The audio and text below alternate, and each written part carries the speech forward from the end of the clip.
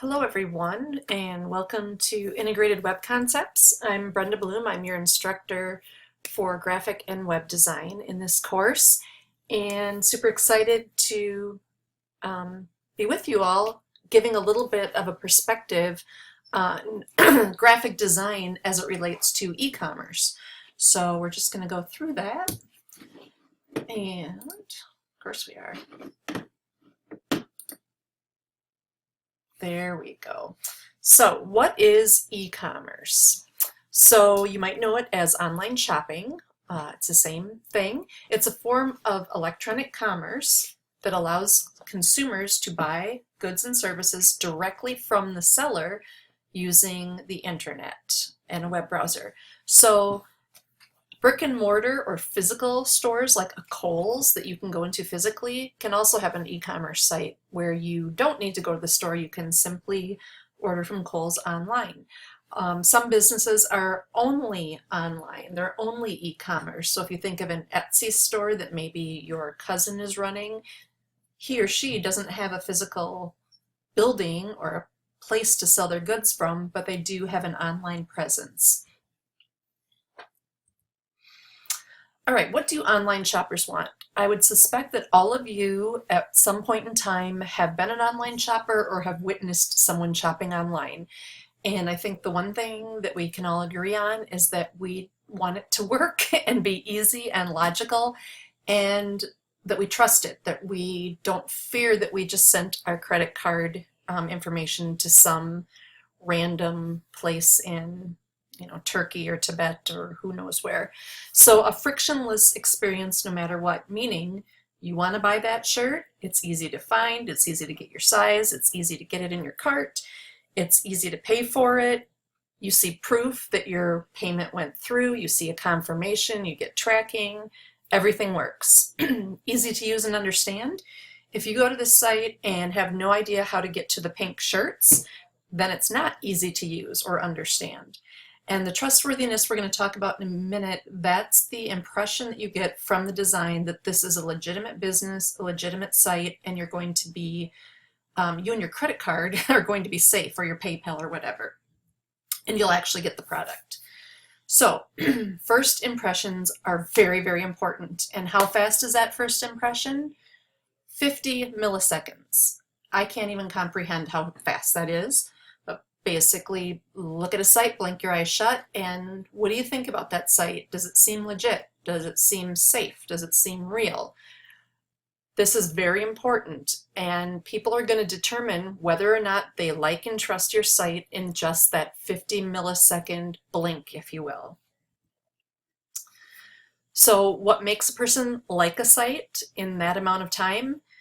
It has to fit the brand. You guys can all picture McDonald's, the colors, the arches, everything about it says McDonald's. So if you suddenly went to a McDonald's site and they were selling their products online and it was purple and red and in a script, you'd probably say, I don't think this is really McDonald's. So it needs to fit the brand that you're expecting to see.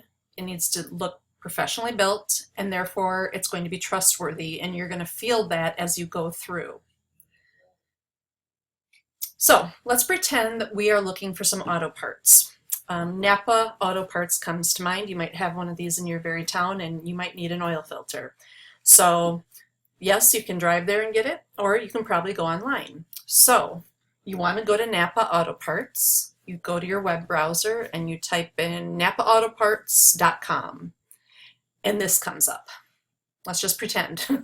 How would you feel if this were what you believe to be the official site of Napa? I would feel very afraid, threatened, and scared, and I would close out. Kind of silly, but this is a hot mess, and for a variety of reasons. We have missing images. We have all different colors. It's graphically on a grid system.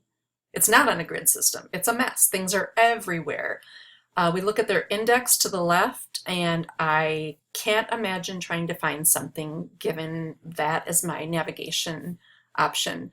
But hey, if we look up here, they want you to believe they've had, 271,000 visitors since Friday, July 11th, 2004. That also tells me this is a little out of date and not very trustworthy. So on a quick glance, I bet you all felt that feeling of this is not on brand, this is not professional, and I do not trust this.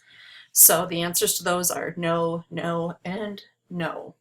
So what would we expect to see? We would expect to see Napa's branding. And even if I asked you what that was before I showed you that picture of the building, you may not be able to say out loud what it is, but once you saw it, you would definitely know it. Consistent logo, the brand colors, which appeared to be a yellow and a blue. The brand voice, you think about the voice, Mary talks about this in the marketing side of it. Are they known for being direct, approachable, fun, silly, serious? Whatever that brand is known for, that voice needs to come through as well. You would also expect to see a professionally designed e-commerce site, something that's easy to read, easy to understand, easy to navigate, and find what you're looking for. The whole point of e-commerce is to sell something. So if people can't find it, or can't find the details that they want, or they get stuck in the shopping cart, or they're not sure that their credit card went through, you are not making a sale, or your client, and you're not making money, and that's a problem. So they're going to expect to see the Napa branding, a professional design, and that's going to give them that feeling of being trustworthy. So here is a Napa website, and again, the brand colors are here. The logo is here. We can see some kind of differentiation here by some lines, so it kind of looks like buttons. So we know we can change our store, we can sign in. We have a shopping cart that's showing how many items are in our shopping cart, very important. We also can see that eventually we can track our order. That's going to make me feel very comfortable. A search bar. You can imagine that if I have a Chevy Avalanche and I need an oil filter for that, if I can enter some details here or the part number, that's going to give me a great deal of confidence that I'm going to get to the right part. Again, that horrible website I showed you a few slides ago, I can't imagine trying to navigate that. So this is just a screenshot of the above the fold part of their landing page or their website, e-commerce site.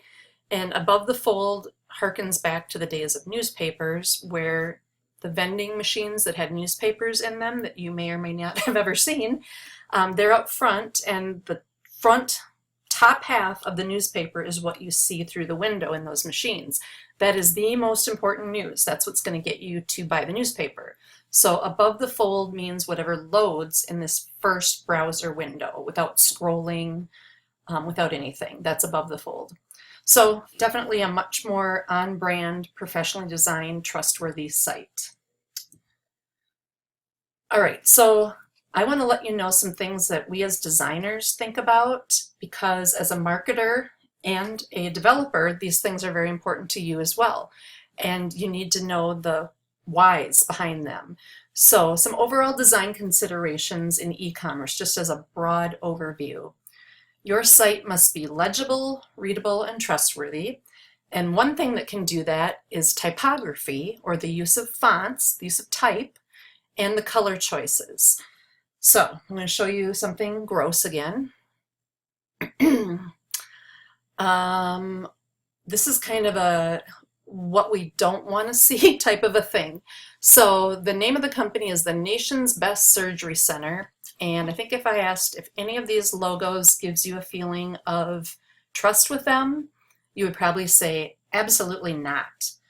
They're cartoony, they're scripty, like in a 1800s sort of a way. They're too simple, soft. I don't know, it doesn't evoke trust. So some things to think about from a graphic design standpoint and the details of legibility, readability, are color combinations. And one of my favorite to show is red and green as a color combination, which we love at Christmas, but boy, it's not good. It's a horrible color combination. It actually kind of hurts your eyes. The red almost looks like it's glowing or has an aura about it or something. So the color combination is terrible. Color theory is something that we study extensively, and Marketers, you also know that colors evoke certain responses from people. And the colors that we picked are very, very intentional. So never let your client just say their favorite color is red and they love a dark green and go with it, because there's not a valid reason to that. Font families. I've included a few gems here. Top left, I think you guys instantly probably think Walt Disney. That is a Disney type font. Hard to read, and it certainly doesn't tell me that this is a great place to go get surgery. This gem over here, Comic Sans. Horrible, horrible, horrible. I'll just leave it at that. Here we have a sans serif. Serifs are the little feet that you see on this lower version. So whenever there's little feet, those are called serifs. So this is a serif typeface. Sans means without, so this is sans serif. There are no feet. This is really soft and rounded and playful and probably not good for a surgery center. Again, these are a little bit over embellished. Going on to the next one, contrast. The top right version here, I lowered the difference, the contrast between the reds and the greens, and it gets really hard to read. And another consideration you have to keep in mind is color blindness, which affects a large percentage, or well, enough people. If it affects one person, it matters, but it's definitely a real thing. And if they have the type that reds and greens are hard to read, they're not even going to see the words here. So low contrast is a problem. Even this oval example with a really, really dark gray background, the contrast between the black and the dark gray is too little for it to really stand out. And when there's low contrast, it's hard to read, especially on screen. Our eyes get very fatigued.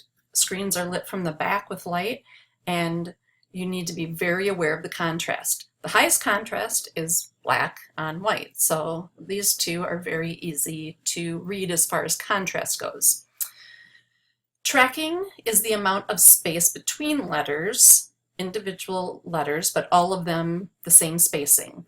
So there's tracking here, there is tracking in this one, and sometimes it helps to spread out a word or two, but quite often it really makes it hard to read. The script version, had it been tracked, there would have been spaces between each letter and they would not have looked connected like we would expect with a handwritten script. So tracking can be beneficial, and it can be very, very hard to read. So you have to know what you're doing. Leading is the amount of space between lines in a paragraph. So I want to jump over to this example on the right. This is a script 30-point typeface used in a paragraph over and over. Would you want to read a website where this was the type choice for the body copy? Absolutely not. Very hard to read. The next one down, this is a sans serif. Oh, I didn't update that. Shoot. This is a serif. It has the little feet.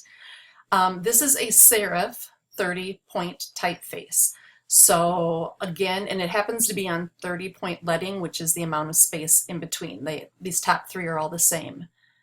The last one is a sans serif, so no little feet, and it's also 30-point. So one thing I want you to notice as a non-designer is that 30-point type can look very different. These are all 30-point type. And then finally at the bottom, I just changed the leading, the amount of space between the lines. And instead of being 30-point leading, I bumped it up to 45, and it gives you more breathing room, which is extremely helpful on screen. So these are considerations that your designer is going to be aware of and is going to walk you through. Okay, a few more overall design considerations just in brief. How you're going to avoid the nightmare of typography and color is to follow the brand identity, which presumably and hopefully has been done by a professional. So once they've chosen the fonts and the colors and the voice and the look and the feel, you just follow that. The brand identity must be consistent, whether that shopper is online or physically in your store or on a mobile device. It has to all feel the same. Graphic designers use visual hierarchy, which means what do you read first? What's most important? Things that are bold and big and in color we tend to read first. And then just because of our reading habits, we tend to read down a page and look for the next biggest type. So then we will read this, and then we keep going down, and then we'll read this one, and then we go, oh, there's something up here, and we'll read this one at the end. This is just proven visual hierarchy and something that designers need to keep in mind. Do not over-design just because you can add an animation or scrolls and scripts and beauty and 25,000 pictures. Don't do it unless it has a very succinct and important reason. Graphic designers, stick to the known symbols. Unfamiliar icons confuse shoppers. This one cracks me up. IT support, I kind of think of that more as Wi-Fi. Personalized with a big old magnifying glass in someone's face, I don't understand. This one I really don't get. A rocking chair with a thought bubble is, you're supposed to know that that means our departments. So these are horrible, horrible icons. And you certainly know what people expect to see when they want to see, when they're looking for Bluetooth or Wi-Fi. Use those icons. All right, a few more overall design considerations in e-commerce. Use a white background because what your product is what's important. You want the product to stand out. You want to use high quality, large photos, but make sure they're optimized. Load time is important. And the overall physical size of your site is important. So if people expect awesome imagery to make a buying purchase, a buying decision, you need to have awesome imagery. Use a variety. Here we see the bikes in different colors, and you can click down here to color, select your colors, and it would repopulate up here. But actually seeing the colors on the bikes rather than just this swatch is very helpful as well. Another tip is to use video, help show your product in use or what makes it so awesome. And as always, be consistent. I have found a resource that speaks to all three of us and is excellent. So it has tips for marketers, designers, and developers. It's called The Ultimate Guide to E-Commerce. The link is here, but it's also in Blackboard. You don't need to pop open this video to find it again. And here is an example of something they talk about where your filters, you maybe only want to see dresses that are in size 8 that are black. This allows you to filter down your choices and get to what you're looking for quicker. This article is fantastic. Make sure you read it in Blackboard. And then finally, I've also have a link in Blackboard to 40 amazing examples of e-commerce website design in 2020. And again, I have the link in Blackboard. The one thing I want to warn you is that one of your assessments this week is to talk about a good e-commerce, good and bad. And I don't want you to, by default, go to this website and use 2 of these as your 2 examples. I really want you guys to be thinking about sites that you use, your friends and family use on a regular basis. What do they like about that e-commerce site? What could be improved? So go look at these just for inspiration. If you agree or disagree, start thinking about, is this really a great example, or why do I not think it is? They, of course, think that these are 40 great examples. And then finally, just if anybody has any questions, comments, or concerns, reach out to me. Here's my email, and I hope you enjoy this week and this class.